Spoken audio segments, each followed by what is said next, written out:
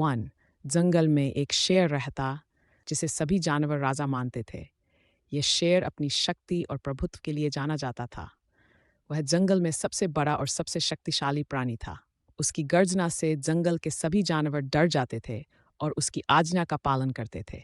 शेर अपने गुफा में बैठा था और अपने राज्य पर नजर डाल रहा था।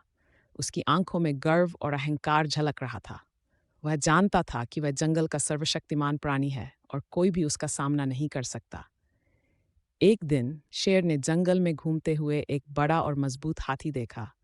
हाथी धीरे धीरे चल रहा था और अपने सूंड से पेड़ों की डालियों को तोड़ रहा था। शेर को यह नया जानवर दिखाई दिया और उसने सोचा, यह तो मेरे जंगल में आया है।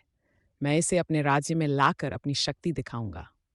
शेर ने तुरंत अपने सभी जानवर मित्रों को बुलाया और उन्हें हाथी पर आसन लगाने का आदेश दिया। वह चाहता था कि वह हाथी पर सवारी करके जंगल में घूमे और अपनी शक्ति का प्रदर्शन करे।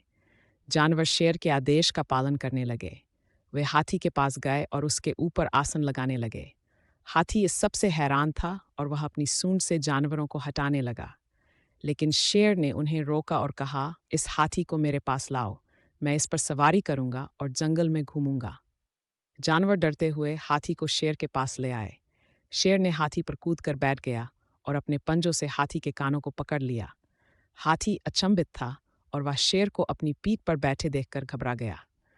वह तेज गति से चलने लगा और शेर को अपनी पीठ से गिरा दिया। शेर जमीन पर गिर गया और उसकी एक टांग टूट गई। वह दर्द से चिल्लाने लगा और कहने लगा, मैं पैदल चलना ही पसंद करता हूँ। मुझे हाथी पर सवारी करने की ज़रूरत नहीं है।